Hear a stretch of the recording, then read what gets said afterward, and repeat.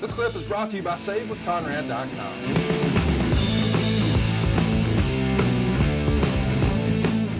And, Jericho's recruiting was different. Even how you had to sell them to Vince from WCW. You shared that story before. Oh, yeah. The same thing with Guerrero, Eddie Guerrero, and Benoit, and Malenko, and Saturn. Not a one of them was 6 feet tall. I just didn't ever mention it. Yeah. Then we got them all together. And Vince, God, they're awful small. I said, Vince, they wrestle big. And I said, and at that time, when the territory ceased operating, it changed the way everybody had to do business.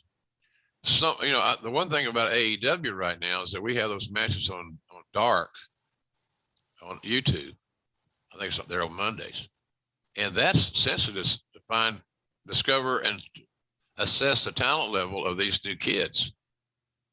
So, and how are they doing, and how are they reacting? Are they learning from the last TV? Because most of them have never done a TV match. They just worked indies. Sure. And so they get all their spots in, which starts me on another tirade, but I don't want to go crazy here this morning, but that's the it's only to our AFS members. So if you go crazy, it is what it is. Yeah. But seriously, you can't, you don't know until you get them going, and there's got to be a training mechanism. So I think AEW does a really good job of finding these kids. And, I know they're always looking for a new dark talent. Dark, not meaning you don't see it, but it's dark. The show's called Dark. Right. So I think that's a really a cool deal. And that's how you discover people.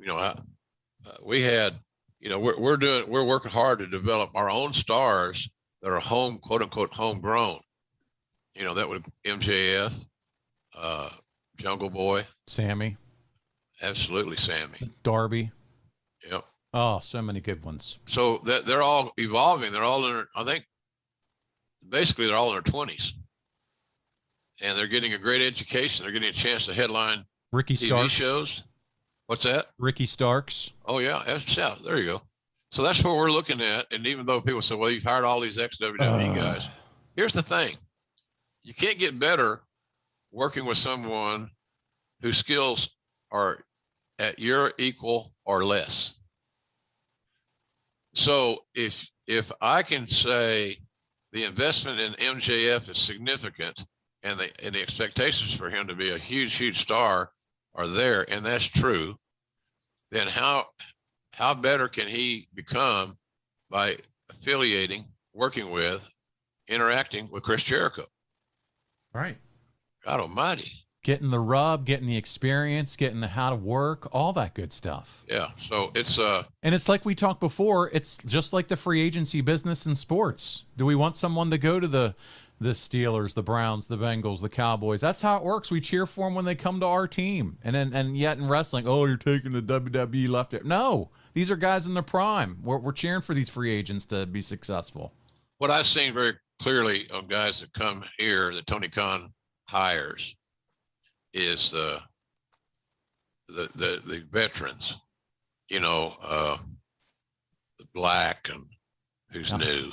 Aleister Black, yep. And then he's going to, a couple of weeks, I'm not sure when this drops, but he's match with Cody coming up in a couple of weeks should be really stellar.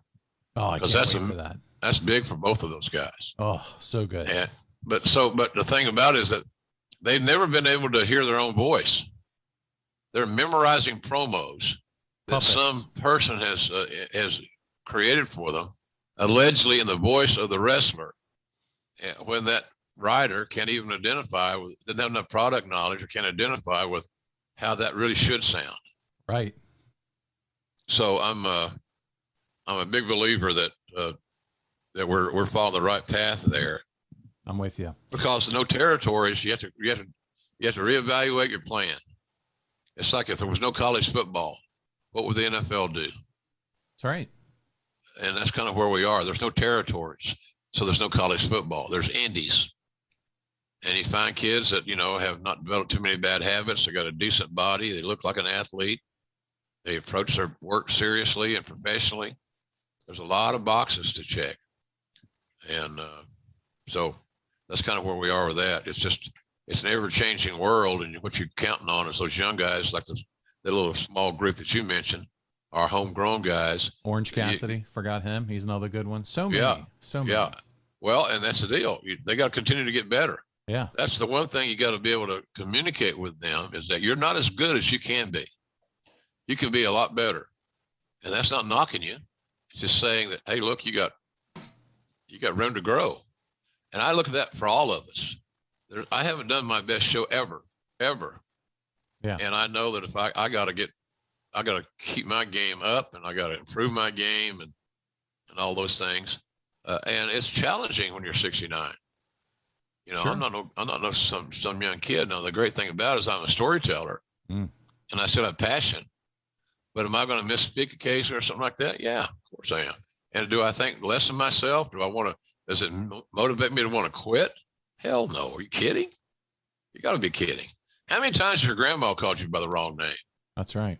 Mine did all the time. She called me 6 of them before she got it right. Yeah. It's just human nature, man. That's right. And I got to believe that a lot of my critics are young. Hey, it's Conrad Thompson. Thanks for checking out the podcast here on YouTube. Be sure to hit the subscribe button and the notifications bell so you get a notice anytime we upload some new content. And go save yourself some money right now. If you're in a 30-year loan or you have credit card debt, it's not a matter of if I can save you money. It's a matter of how much. Find out right now for free at savewithconrad.com.